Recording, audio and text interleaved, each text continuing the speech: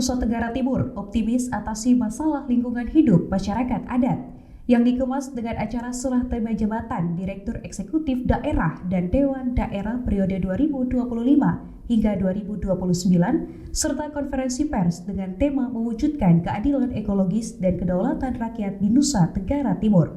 Berikut informasi selengkapnya untuk Anda.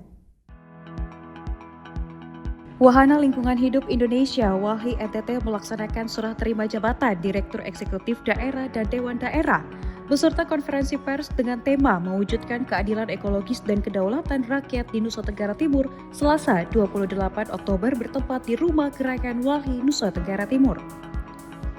Dalam sambutannya, Direktur Eksekutif Daerah WALHI NTT periode 2025 sampai dengan 2029 yang terpilih, Juvencius Stefanus Nonga menyampaikan isu-isu di daerah NTT yang berdampak pada lingkungan dan masyarakat adat menjadi mandat yang akan diperjuangkan selama periode ini.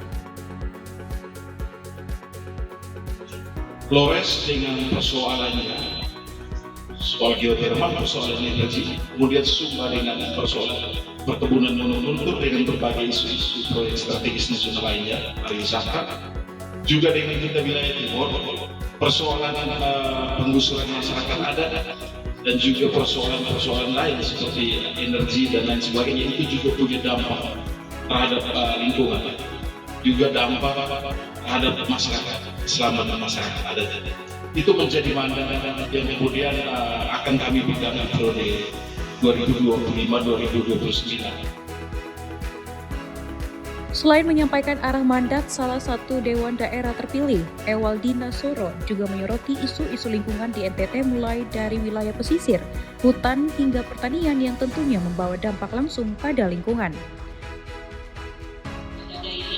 Dalam isu-isu yang dibangun, yaitu pesisir, isu hutan, isu-isu pertanian, ataupun isu lingkungan lainnya, karena NTT sendiri kalau mau dibilang masuk dalam salah satu proyek strategis nasional dan itu cukup sangat berdampak nanti ke lingkungan kita sendiri, dan juga kita tahu bahwa namanya proyek strategis nasional akan sangat sulit untuk tidak diterima oleh pemerintah daerah. WALHI Nusa Tenggara Timur optimis kepemimpinan baru ini diharapkan mampu melanjutkan perjalanan WALHI NTT dalam menjaga kelestarian lingkungan dan memperjuangkan hak-hak masyarakat. Dari Kupang, Salvi Muruk melaporkan untuk Timor TV. Centro Nasional SEGA CNC Timor Leste gelar pertemuan bersama Forum Komunikasi Pejuang Timor Timur dengan tema konsultasi publik dalam proses rekonsiliasi antara warga Indonesia kelahiran Timor Leste dan warga negara Timor Leste. Pemirsa, informasi tadi menandai akhir jumpa kita kali ini. Saksikan terus Timor Sepekan di Timor TV pada hari dan jam yang sama. Bersama saya, Salvi Moro, beserta kru yang bertugas, pamit undur diri. Selamat berakhir pekan dan sampai jumpa.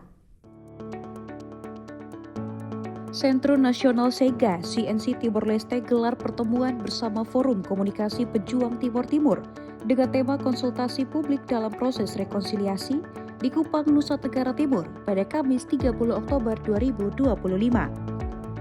Agenda kegiatan ini melibatkan 70 peserta yang berasal dari Forum Komunikasi Pejuang Timor Timur di Kota Kupang dan Kabupaten Kupang. Pertemuan ini menghadirkan Direktur Eksekutif CNC Hugo Maria Fernandes dan Pastor Jovito Dorrego dari Timor Leste. Hugo menyampaikan CNC hadir untuk mendengarkan masukan dan saran rekonsiliasi antara Timor Leste dan Indonesia, khususnya warga Indonesia kelahiran Timor Leste. Jadi hari ini Centro Nasional SEGA ini bekerja sama dengan Forum Komunikasi Pejuang Timor Timur, UNTAS dan juga JIVAF. Ini adalah komunitas orang Timor Leste yang ada di Indonesia, di mana pagi ini adalah kita melakukan apa yang disebut konsultasi publik ya, atau rapat umum untuk mendengarkan masukan dari komunitas orang Timor di Indonesia mengenai salah satu rekomendasi penting dari dua laporan komisi tadi, yaitu tentang rekonsiliasi. Selain itu, ia juga menjelaskan proses rekonsiliasi dilakukan dengan diskusi dan mencari solusi bersama.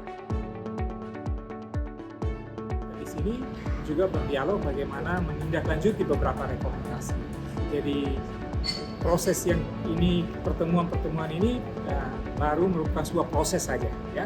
Kita belum sampai melakukan proses rekonsiliasi karena sampai 3 kali pertemuan itu semua sudah pada satu kesepahaman bahwa rekonsiliasi yang sebenarnya itu harus antara pelaku dan korban pelanggaran HAM.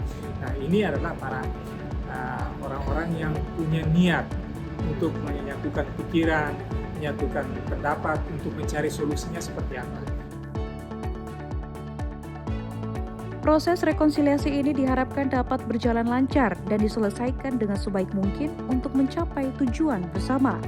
Dari Kupang, Salvi Muruk melaporkan untuk Timor TV.